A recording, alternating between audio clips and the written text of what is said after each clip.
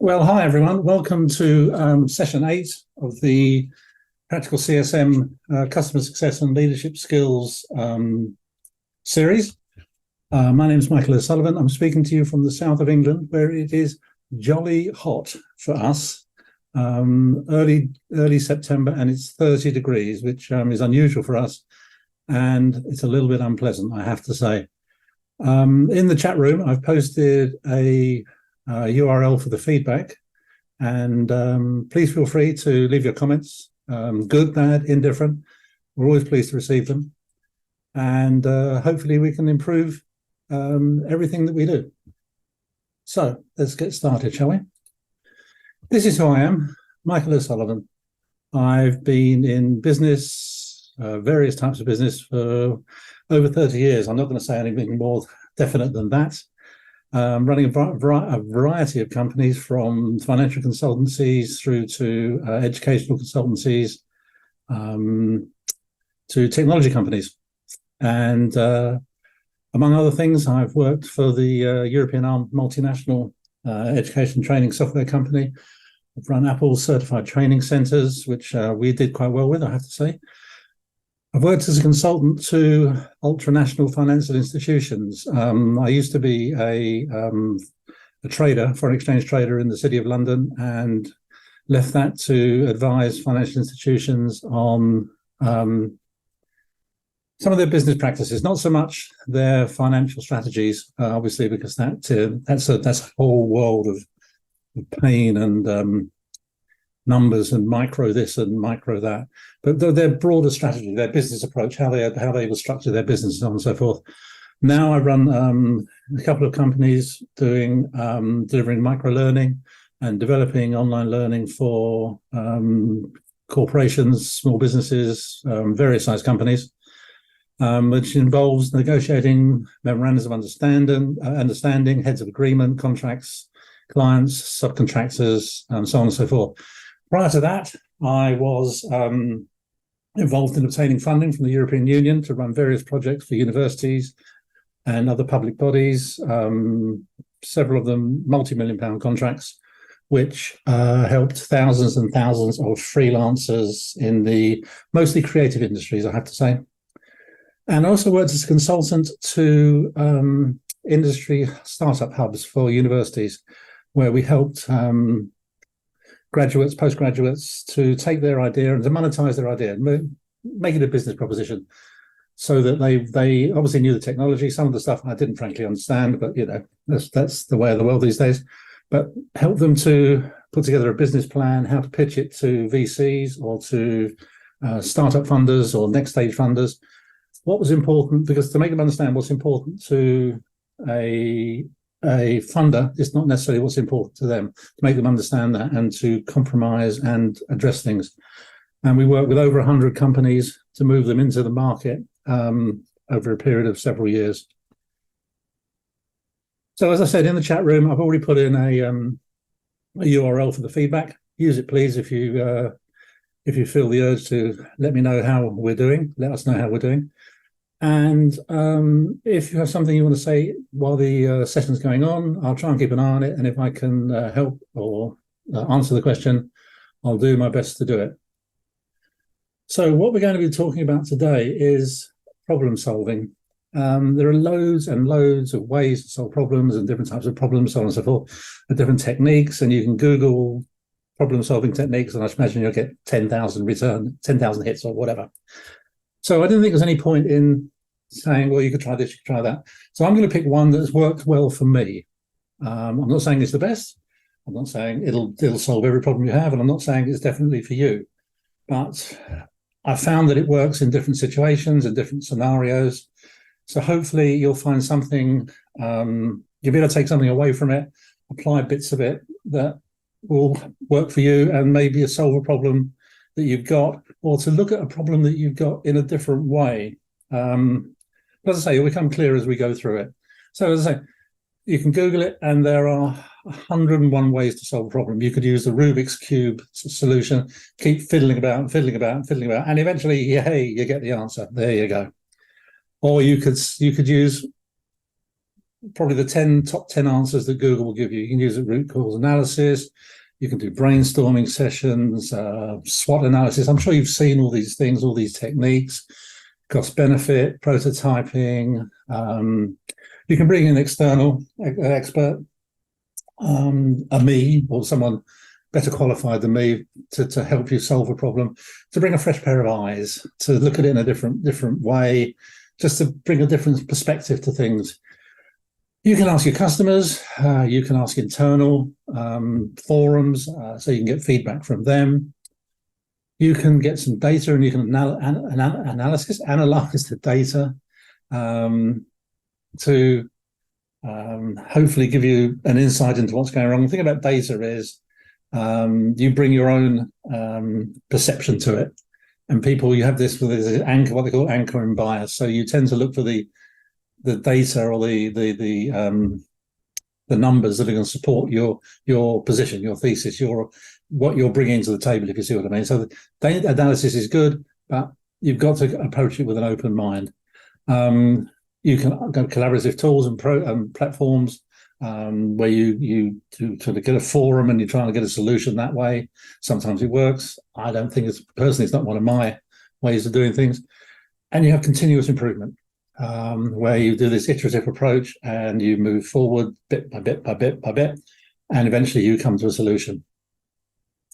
Back in the day, when I was working as a broker and in the money markets, I had a really good client in a European country. I won't say which one it was, but they eat a lot of spaghetti there, let's put it that way. Bit of generalization going on there. And their idea of solving a problem was to do this.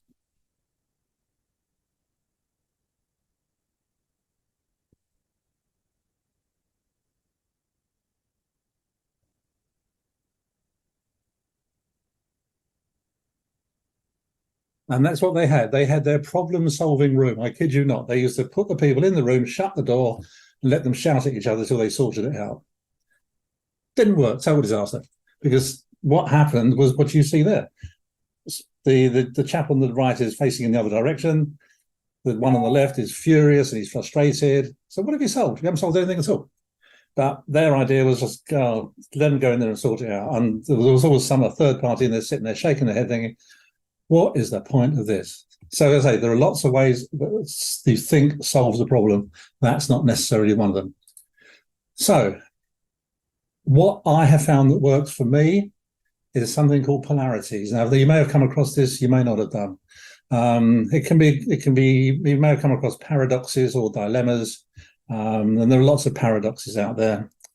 There's one to do with a barber on an island. And it's to do with people that shave themselves, and does the barber shave everyone else, and so on and so forth. You can look it up. But essentially, it's insoluble as a problem.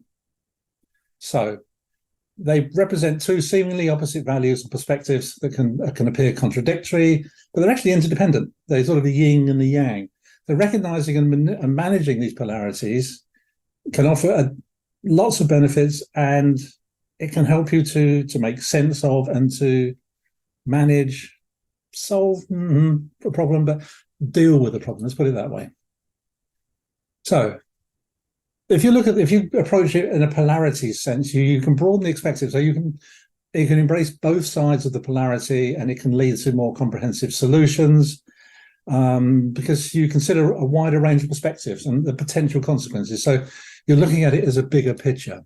It can be sustainable because the solutions that come from polarity, or a polarity type approach, they tend to be more sustainable because they take into account the cyclical nature of the issues, and you're balancing the needs of today, the short term, with the needs of tomorrow and the longer term. You tend to avoid extreme solutions because by acknowledging there are two sides to this polarity, organizations they can avoid solutions that go too far in one direction, because that could create a problem down the line. So you get a more balanced, a more nuanced approach to things. It can, by embracing it and saying, I accept there's a tension here, instead of pretending there isn't one and we can solve it another way. It can spur creativity. You can look at different solutions that are more innovative. And that might not be reached through sort of conventional thinking or linear thinking. By recognizing and managing the polarities that lead to solutions, you can address the concerns of more stakeholders in the process. By that, and that way you increase their buy-in, and you, by that definition, you increase their support. And by balancing these polarities, you're building resilience, because you can become more adaptable and become more resilient to the changes. In the face of change, you become more able to cope and to deal with new, unforeseen problems.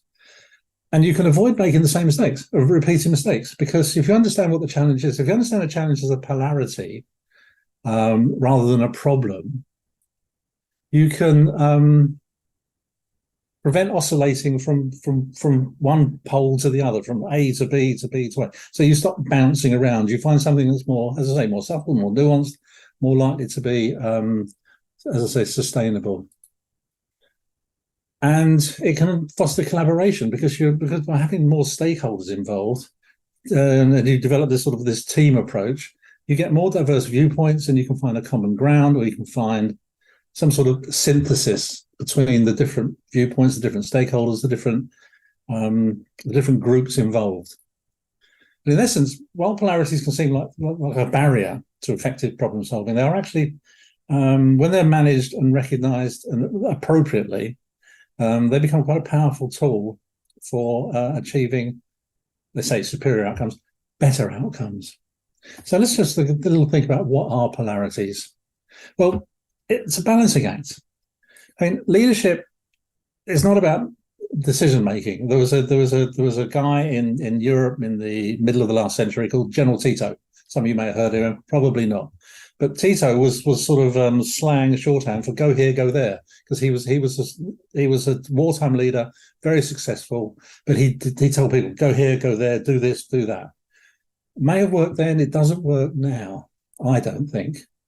Because leadership is not merely about decision making and strategizing. It's about creating a balance between opposing values, polarities. And as we'll go through this, there are themes. Some of you may have stuck with me through some of the other sessions I've done, and there are themes that come up over and over again, like active listening and creating positive environments. And you'll see them come up again here. And it doesn't often require a lot of change to make big differences. Subtle changes can make big differences. And polarities is about managing the balance between opposing values. And unlike problems with single solutions, polarities are ongoing. Solutions tend to have problems tend to have a solution. I've got a flat tire, change the tire. That's the problem, that's the solution.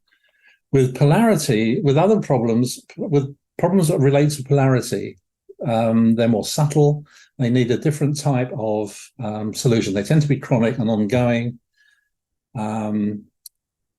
And addressing them requires understanding that there's going to be compromise. There are benefits and there are drawbacks. And take, for instance, this one, the polarity of centralization versus decentralization. Centralized leadership can be very good. It can create clear direction and vision and unity.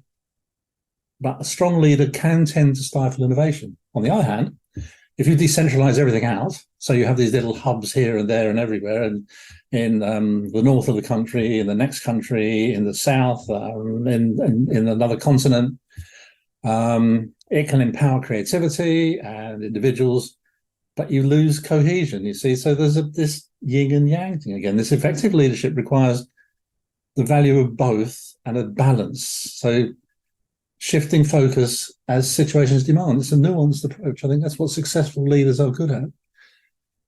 Individual versus team needs. Leaders often grapple with this. You've got to cater to the individual. You've got this superstar. When I was working for a broker in London, in the city, we had this guy there, absolute superstar, made a fortune. He was brilliant at what he did. But he caused friction around him. So although he was extremely good at what he did, the team that he joined started to make less money because he fractured the team. He sort of sucked all the air out of any situation he was in, if you see what I mean. So leaders often grapple with this, catering to the individual, and making sure the team objectives are met, striking a balance where neither one is overlooked or the other. And we had to change the way we did things because I happened to be at the desk that I was managing where this guy was on, and we had to change the way we did things.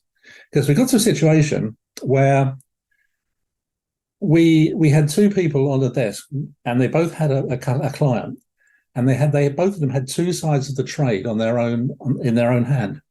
But because of the atmosphere that this superstar had created, they didn't want to tell anyone. No, this is going to be for me. I'm going to be the superstar here. The other one said the same thing. And they ended up not doing the trade because they wouldn't talk to each other. So you see, we had to change the balance of how we did things to bring this more collegiate corporate approach. So it's not huge changes, but we needed to make subtle changes to the way we did things to sort of calm down the superstar without losing his talent, but bring up the other guys to make them feel more part of the team in this more supportive environment. So it's a balancing act. It requires self-awareness and open dialogue. You've got to be able to talk to people and be receptive to what people are going to say to you, this sort of supportive environment. And they should cultivate an environment where team members feel comfortable discussing the tensions of these polarities. So in the case of the superstar broker and the other guys, the polarities were team against individual, if you like, decentralized against centralized, however you want to phrase it. But we could have ignored it. So it's a problem. We have to solve this problem. Oh no, we'll get rid of the superstar. Let's solve that problem. Doesn't solve the problem. Anyway, by using it using a polarity type approach, we can talk about it. What are the options here? So embracing both sides, it can lead to solutions that respect and harness the strengths of each pole. And we did it by rebalancing the commission basis. So we changed the way the commission was calculated so that it was in the interest of the superstar to be more collegiate.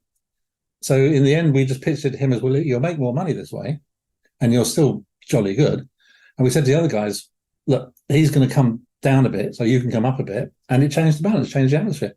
So by embracing it and a bit of innovative thinking, we found a solution. And mastering the management of polarities, it's a distinguishing factor that elevates good leadership to great leadership. Now, I'm not saying I'm a good leader or a great leader. What I'm saying is, by using this polarities type approach, we found a workable solution, a workaround, call it what you will. So let's look at a scenario. So we go to this centralized versus decentralized innovation at Electech Corp. Okay, so they're a mid-sized consumer electronics firm. They operate with a centralized structure for the past decade. So they've operated with a centralized structure for the last decade. They've got a single unit at headquarters, dictates product designs, marketing strategies, sales tactics, So while this approach has provided a constant brand image and clear directives, the market in general felt that their products were becoming stagnant, they lacked an innovation, their sales were starting to flatline, their image, their brand was starting to come off a little bit, looking a bit tired or a little bit yesterday, as they say. My granddaughter tells me I'm yesterday. Recently, a push from younger employees and new market research suggested that decentralizing some aspects of the business could spur innovation and cater to local market more effectively. So the CEO said, okay, we're going to solve this problem. And they allowed regional offices to have a say in product design, marketing strategy, tailored to the local markets. And the Southeast Asian people came up with a product that caters specifically to their climate, to the humid climate. A bit like one I'd buy today, quite frankly. And in the Euro division, they developed an eco-friendly line that catered to their market sustainability preferences. Absolutely fine. You can see where they're going with this. So this could have been a solution to their problem, to revitalize their products, to modernize them, to make them more of the moment, if you like. However, the company's once consistent brand began to fracture. Products from one region were incompatible with accessories from another. Marketing messages clashed, confusing international customers. Costs escalated as economies of scale diminished. Different products, different regions. Yada, yada, yada. As you can see, it all starting to happen. It's all starting to unwind. So the CEO said, okay, well, the problem solving approach that I've taken doesn't appear to have worked very well. So we need to adopt a different approach. So to manage the polarity of centralization and decentralization. So new strategy. So the strategy was that regional teams would have the freedom to develop products, but under a framework set by headquarters. So that ensured that the brand was consistent, the product was consistent. So you see they're embracing the fact that there are two sides of that coin and looking for a way to deal with it better than just saying, we're going to do this, we're going to do that. Let's take a more nuanced approach. Teams from the various regions collaborated, sharing insights and innovations. So the best ideas had a global platform. So they had a unified brand, but they had regional flavors, local flavors to it, and nuances, emphasis. And the central marketing team would set the overarching brand message, but regional teams could adapt it, could, if you like, put their sort of special sauce on it, whatever you want to call it, to their local content, their local context. So what they actually learned was that neither full centralization nor complete decentralization was the answer. By managing the polarity between the two, they could harness the strengths of both approaches, driving innovation while preserving brand consistency. So taking a more nuanced approach, a more innovative approach, and instead of just saying this works or that works, I say let's look at a more nuanced way of doing it. But if you put it into a customer success context, it's slightly different because you've got the balance, the dynamics are slightly different. Because the goal of customer success is to ensure that customers derive maximum value from the products or services they've acquired. So for a customer success manager, for a customer success leader, effective leadership is managing polarities. It manages customer demands. So you've got this external business that you're trying to accommodate and to work with and to help make the most of your product with their own business goals, and they've got their own customer demands. But you've got to marry that, if you like, to the operational realities internally, and how you're going to achieve that. So to an extent, you've got to be emotionally intelligent. You've got to recognize the understandings of yourself, but other people as well. Excuse me. The customer's point of view. What's the customer trying to achieve? Okay, that's a standard customer success management technique. But trying to understand where they're going, when they start to become frustrated or they perceive you as being unhelpful when in fact you're trying to do your best, but you've got internal problems. And we come to this thing about active listening, that it's hear all the perspectives, especially when you've got conflicting views or conflicting needs, because although they're a customer of yours, their needs may conflict with yours. What they want from your product, maybe not what you want for their product to deliver, if you see what I mean. So there's a mismatch there. So you've got to actually, active listening comes in, and it's in the sales process, it's in the onboarding, it's in the implementation. Because if you get all the perspectives, you can actually start to sort out and identify and understand the root cause of the polarities and begin to find this middle ground, this nuanced ground, and the strategic thinking. And it's not just about the short term, it's about what are the potential challenges and the opportunities that could come from those challenges, and strategizing them and looking at the polarities and how can you strategize this.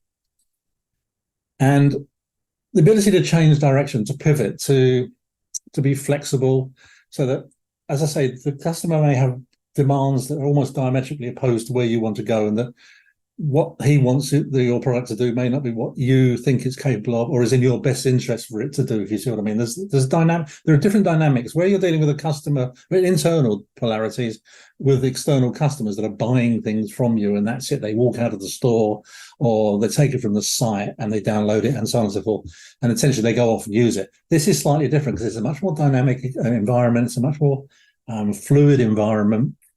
And so you need to be able to understand and to pivot and adapt to changing customer needs, because as the customer understands your product better, his needs may change, or his ideas may change, his aims may change.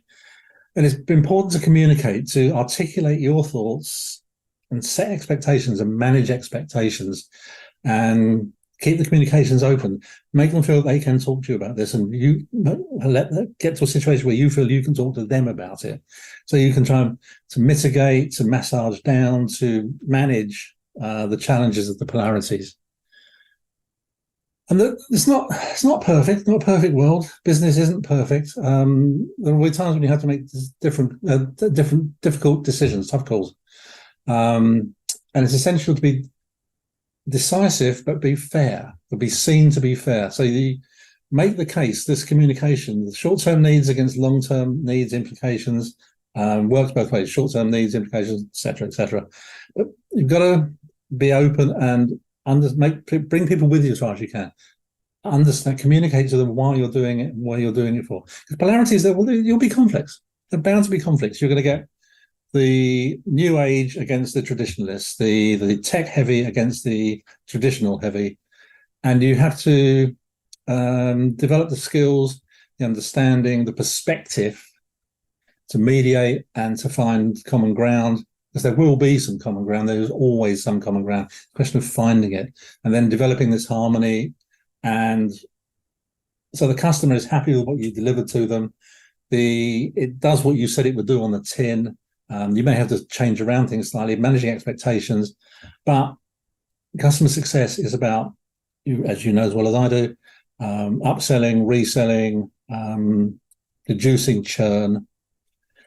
And the more you can bring the multiple stakeholders, get this collaborative mindset, both within your organization and with your customer's organization, because you've got these two sort of conflicting, ongoing situations. It's unlike a lot of situations where people buy and walk away.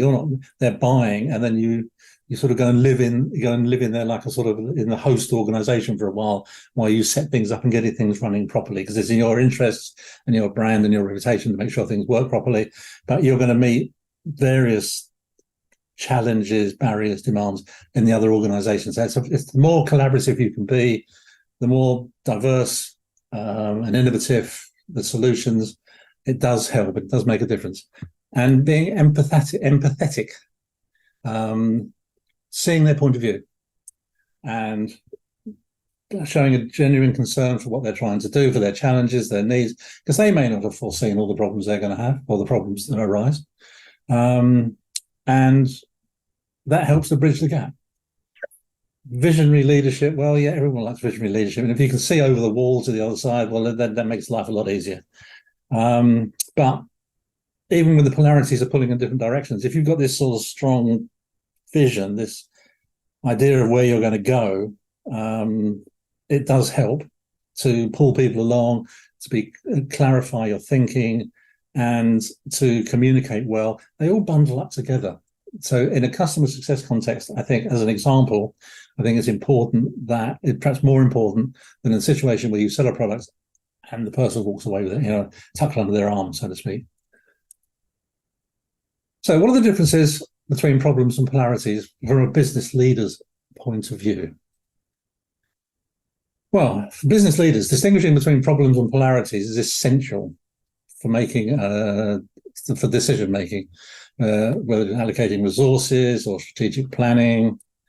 They both need attention. They need to spend time on them, but you've got to understand and recognize that they're inherently different in nature and require different approaches or a resolution to management. For example, I've got a flat tire. Okay, problem, go and change it. Okay, fine. That's a problem. The polarity would be something slightly different. I don't know, the tire keeps going flat. Okay, so just changing it isn't solving the problem, is it? You're just kicking the can down the road. You've got to look at it in a different way. Okay, let's approach this thing slightly differently.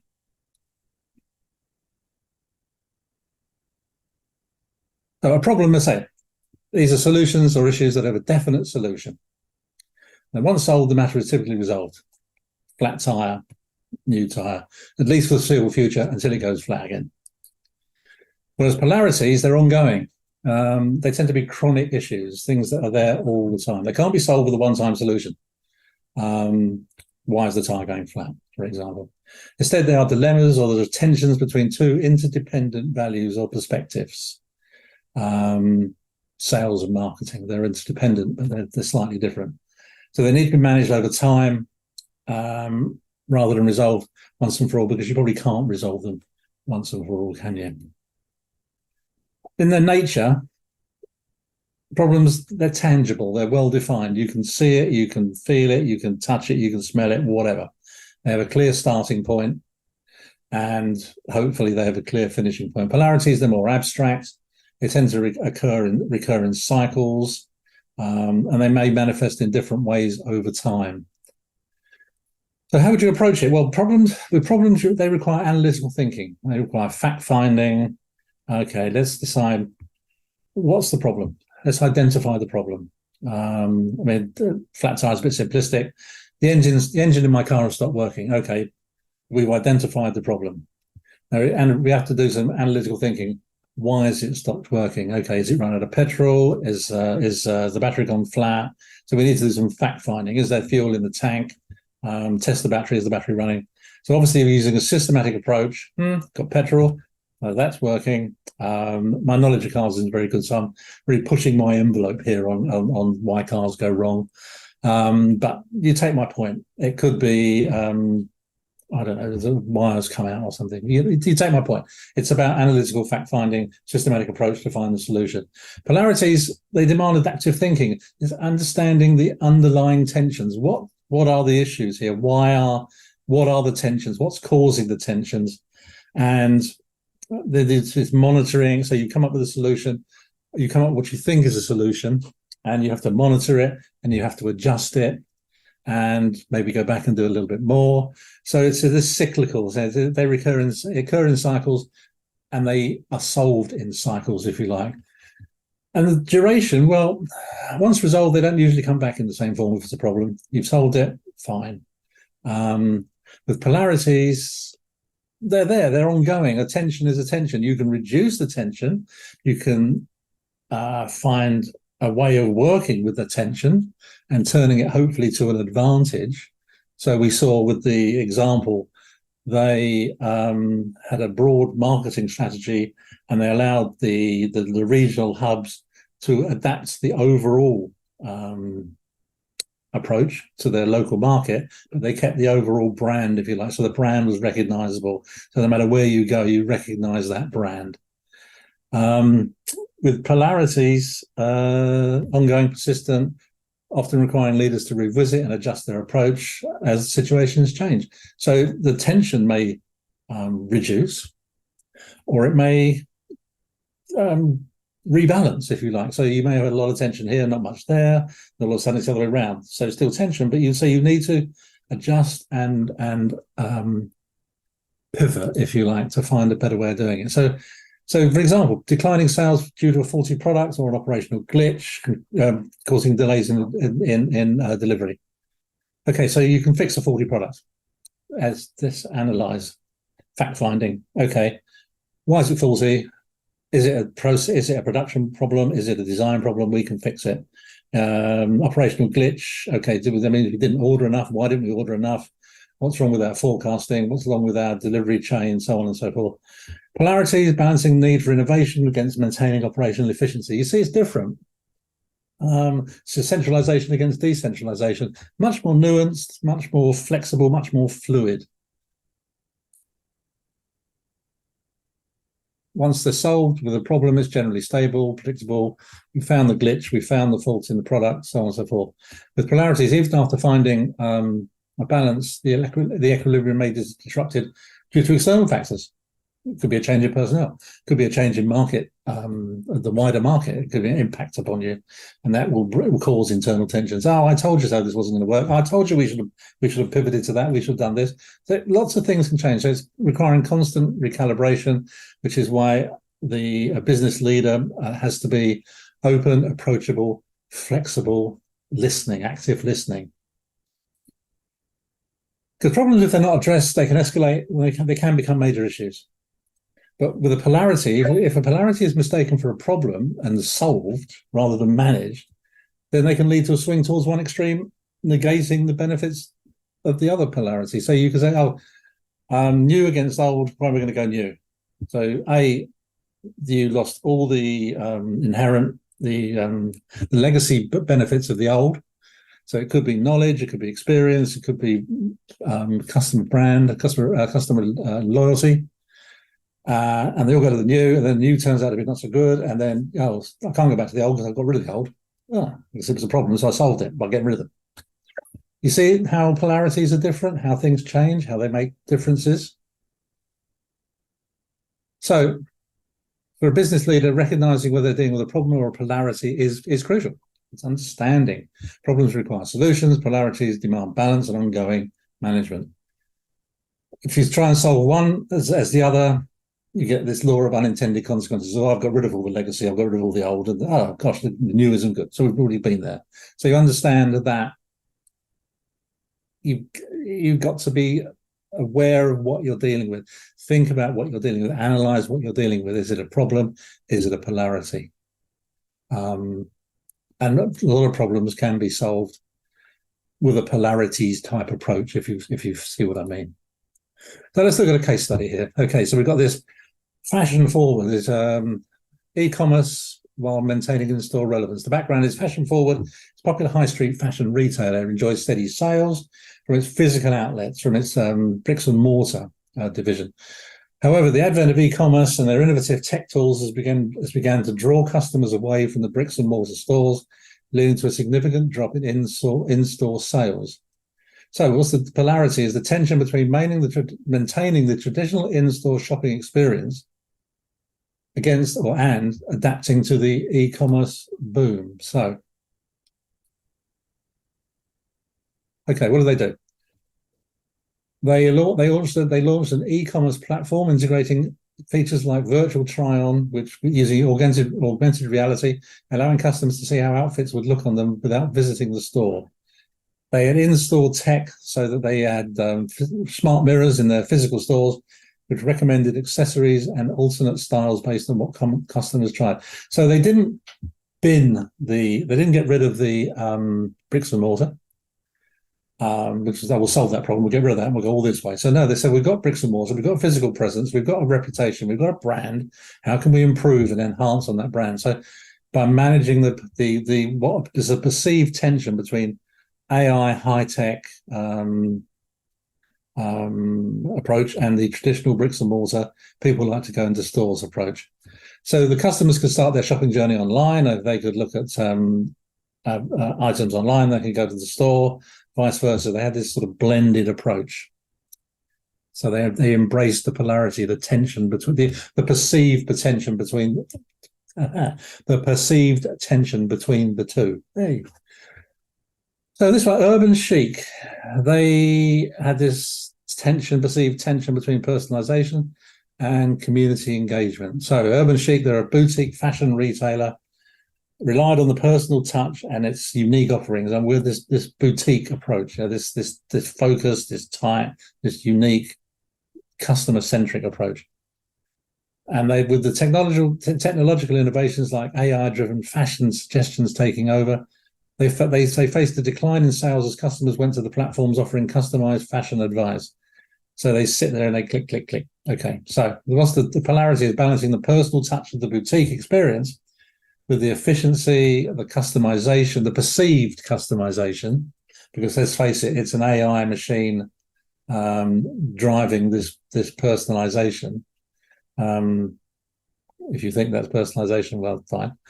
Offered by the AI-driven platforms. Okay, so what they did, they had in-store workshops. They began hosting monthly workshops where customers, so they're developing this community, they tried to move it in-house rather than online, where customers learned about fashion trends, personal styling sessions, got first-hand advice from stylists. So what they're doing, they're trying to mimic the AI experience, but do it with people. The boutique introduced an app where customers could set their preferences and get personalized outfit suggestions. However, unlike the other platforms, these suggestions were handpicked by the in-house stylists. So they've taken AI doing the efficiency of AI. So the AI is doing the legwork. The AI is sort of bringing a range of things they can suggest, and then they're using their personal experience, their knowledge of customers, of people, to add a human touch. And the app also had a feature where customers could share their looks, participate in fashion challenges, and get feedback from the Urban Chic community, this community that they've created, without losing their boutique approach, their personal touch. So by embracing the polarity, the perceived tension between AI-driven online personalized shopping and people with experience and a sense of the person in front of them, which AI just can't do. They not only recovered their sales, but they built they built a loyal community. So the blend of technology with the brand's personal touch provided a unique proposition that stood out in the market. Now, some of this stuff, I said to him, well, this is fairly obvious stuff, but it's only obvious because I've sat down and thought about it. If you're busy and you're working all the time, sometimes this stuff isn't quite as obvious as it might be. So it's about defining, understanding, and it says it's addressing internal and external competing polarities for customer success manager. But I think it actually works for any department head, any business leader. I think it's a crossover here. So to understand and define the polarities. Are there internal polarities? If you're dealing with a client that's a dynamic client, there's a CSM, understand the external polarities and discuss with the relevant stakeholders to understand the polarities, root causes and manifestations. What's actually causing it? Okay, I can see what the symptoms are, but what are the causes? And then identify the key stakeholders impacted by the polarity, whether it's an internal one or an external one, and get this communication going, this open dialogue to gather the perspective. And then prioritize what needs to be done first. Look at the pain points. What are the priorities based on the business impact? What do we need to do first? What's the most important thing to get right? And then work your way down. But it's about discussing and talking about the issues that you have, trying to put yourself in the customer's place, the issues they have. Look at it from their point of view. Look at you from their point of view, and try to imagine if you were them, what would you want you to do? Does that make sense? You know what I mean? Okay, data collection and analysis. As I said earlier, the data collection is very good. Analysis is very good. That supports the challenges presented by both polarities. Analyze data to find trends, patterns, commonalities. Do a SWOT analysis, both issues, understand trends, As I said earlier, there's a bias called anchor bias, which you may have come across, which people tend to look for the information and latch onto the information that supports their point of view. Now, if you're good at data collection and data analysis, I'm not saying that will happen to you, but there is a danger that will happen. There's a perception that people do that. So sometimes they seek external insights, do market research, because that helps to remove your anchor bias, if you like. Conduct market research, analyze competitive responses, so on and so forth. So once you've analyzed your data, ask other people, do market research based on your data. And then based on your market research, data analysis, look for potential solutions.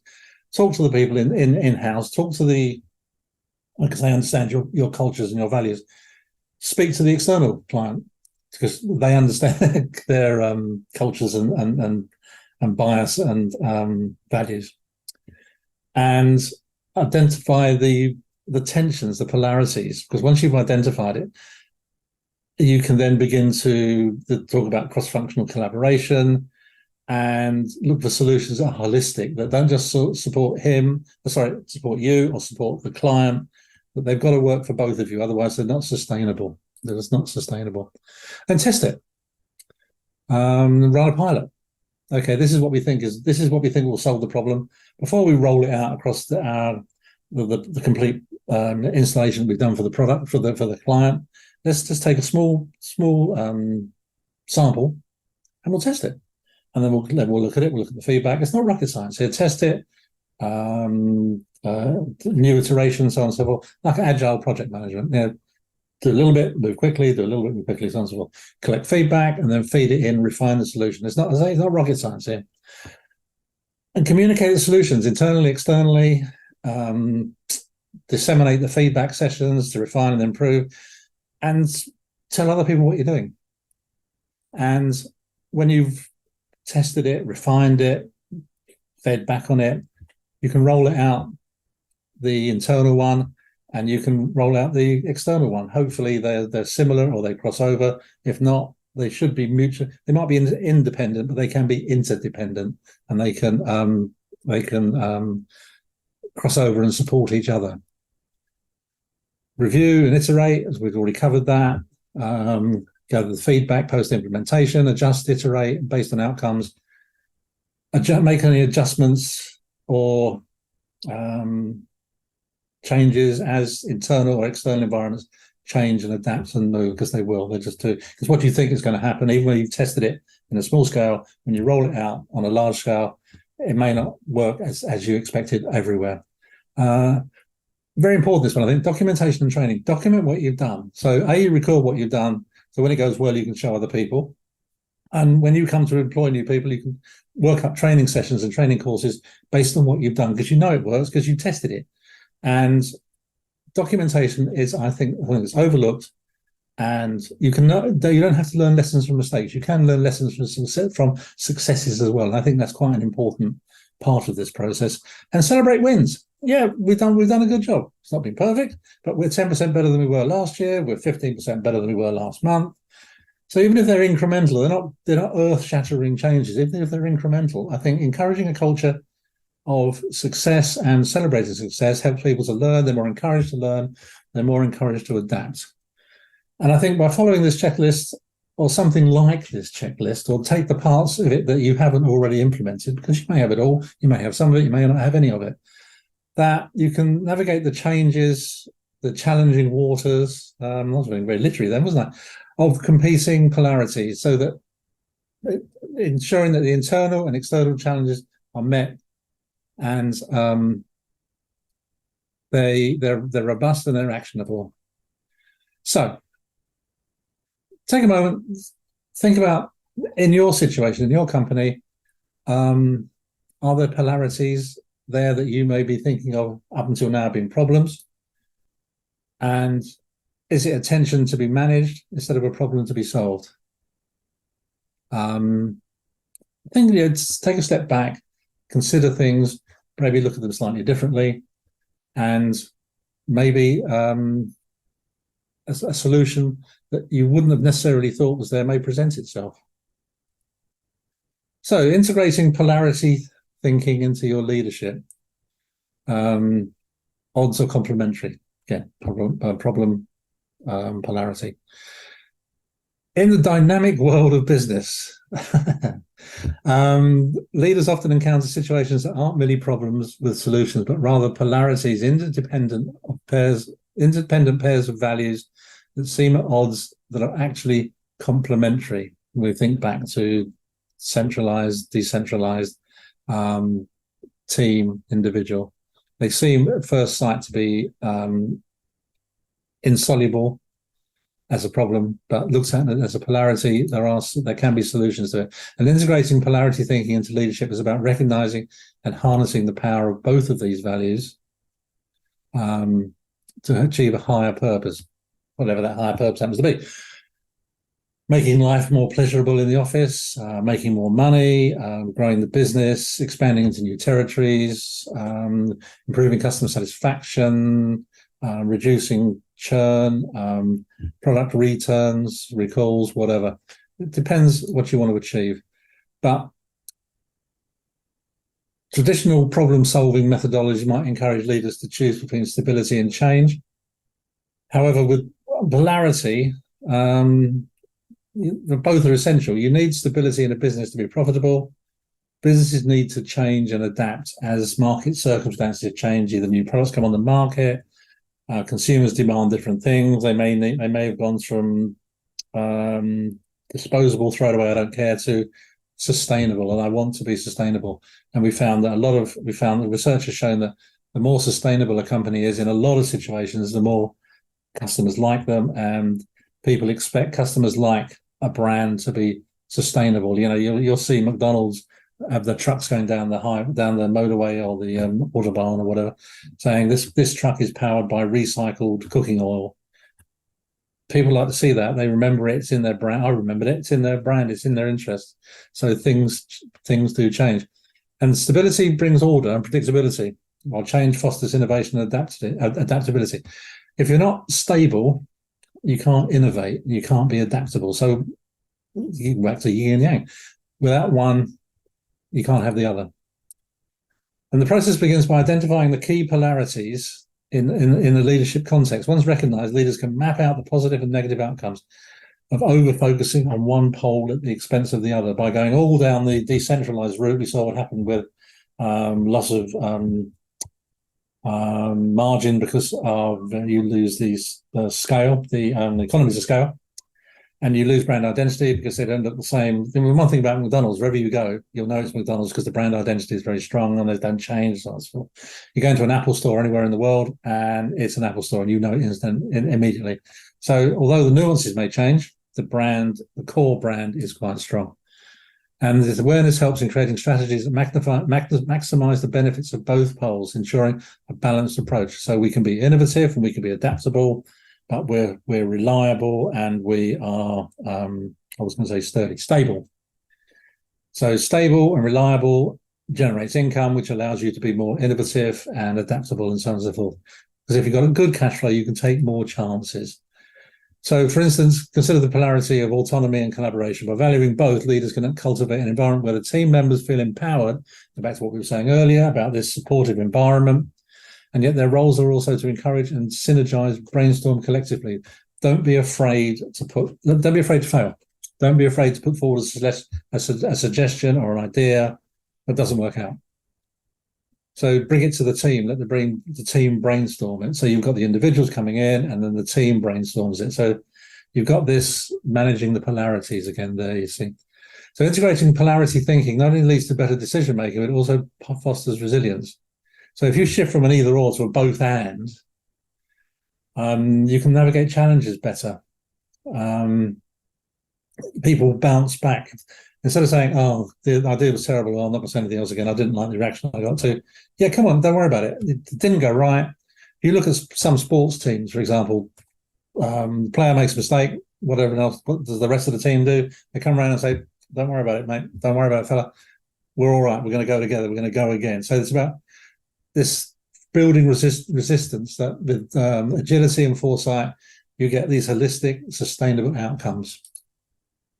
So let's look about our scenario of polarities at NextStep recruiters, high touch or high tech. Okay, so the background is NextStep recruiters are a medium-sized recruitment company, and it built its reputation on traditional recruitment methods. So you've got the old-fashioned over here, so the old school. Its leadership believed in face-to-face interviews, building personal relationships, and attending industry events. But with the rise of technology, the new people, the new staff coming in, the new recruiters believed in leveraging AI and digital platforms to match potential candidates to clients, arguing that it's more efficient and scalable. Okay, well, yes, it is. It can be more efficient. It's certainly scalable. You can get through more clients, more candidates more quickly. So you've got on the one hand, you've got this new versus the old. Should we solve the problem by getting rid of all the old? Should we solve the problem by getting rid of all the new? This is this one pole or the other, this problem solving as an either or. I'm either going to keep them or I'm going to keep them. Fine. I can't keep them both because they just don't get on. There's a tension here. So you've got to look at the tension, analyze the tension, understand the tension, if you like, or recognize the tension. So the CEO, Maria, said, observed a growing tension between these two factions. One group was championing the personal touch as the company's unique selling proposition, while the other emphasized the need to innovate and adapt in the digital age. So embracing the polarity and embracing the tension. So in recognizing this as a polarity rather than a problem to be solved, Maria arranged a retreat with the representatives from both groups. And one of the first things they did was to map out the positives and the pitfalls of both approaches. So the positives of, say, the old-fashioned approach, the traditional approach, is you get to know the people, you understand, you get to know what they like, their personality, their strengths, their weaknesses, whether they would fit into a particular role, not because they're qualified or not qualified, but because are they temperamentally suited to the role. So that was the positives for the traditionalists. For the new tech advocates, it would be we can scan 1,000 people in the time it takes you to interview 5, say. So we know what their strengths and their weaknesses are. We know what their qualifications are. We know what their CV looks like. But you don't actually know what they look like, what they are, what their personality is like. So that was the positive is you get through a lot of people. The negative is you don't actually understand the people. You don't know the people. But so the AI could match a person to a job because they can say, oh, the job requires A, B, C, D, and E, and the person has A, B, C, D, and E. Oh, that'll do. Bosh, put them together. They don't know any more detail than that. And traditionalists emphasize the values of trust, understanding, and nuance clients' needs, and building long-term relationships. Understand your client, knowing your client. And the tech-savvy group highlighted the speed, scalability, and the data-driven accuracy, so on and so forth. We've explained, we've looked at it. So, why are you going forward? Okay. Recognize this as a polarity rather than a problem to be solved. I've done that bit, haven't I? Sorry. Yes. So, what she did then, having identified what the positives and the negatives were, she then tried to look at analyze the middle ground and look at have you seen the downsides? So, okay, let's look at what the upsides are. So over relying on their preferred methods, by taking the AI approach. Sorry, I lost my place now. By taking the AI approach, lots of people, we don't really know them. Taking the traditional approach, not many people, but you do know them. So purely personal approaches risk inefficiencies and could miss out on the tech-savvy clients who wanted this high-tech approach. Whereas over-reliance on technology might overlook the human element critical in recruitment. That's fine, we see that. Okay, so back on track. Inspired by the polarity thinking exercise, they initiated a 6-month pilot where the teams were mixed and they combined both. So it doesn't have to be an either or, it can be an and both. So they had a blend of high-tech and high-tech approach. High-touch approach. And the company started using AI to shortlist candidates, say, sift through the 1,000 down to 50, down to 20, down to 10. And then they emphasized the personal interviews to make the final decision. So if you like, they're saying, yes, we take the time to understand the candidate so that the candidate is matched to your role, rather than we just shove someone in there that happens to have the same qualifications, the right qualifications. But over time, the two factions started to see the value in scanning a lot of people quite quickly. The digital tools expedited the initial stages of the recruitment, while the personal touch cemented the client relationship and presented the most appropriate candidate to the client because you understood what the client wanted, because you've done a bit of active listening, and you've taken the time to whittle down the candidates to 10, 5, 20, whatever, and present the client with 2 or 3 candidates that you feel are best suited. So by integrating polarity thinking into the leadership approach, Maria transformed the potential rift into an integrated hybrid strategy. So NextStep Recruiters became known for its unique blend of tech efficiency, the funneling down, and the personal understanding, setting a new industry standard. Good old NextStep Recruiters, accepting there's a tension there, and recognizing it as a polarity, not a problem, and looking for a solution. So, in your own situation, in your own company, what might be a transformational third way for your organization? Instead of this is a problem to be solved, this is a polarity to be analyzed, and what strategies could you adopt to keep you on a balanced upward path? Well, that's all from me. Almost spot on an hour, getting better at this. Thank you for your attendance. I really appreciate you turning up and listening, for those of you that hung on there to the end. If you found the session useful, please recommend us to your colleagues, and Practical CSM has a wealth of resources and knowledge to help you with your own business, your own career, or your organization. There is an online evaluation of that URL there. I put it on in the chat room. Please fill it out. Please let me know. Even if you think I'm absolutely terrible, please let me know. I'd appreciate it. So thank you for your time, and enjoy the rest of your day, evening, whatever. Thanks a lot.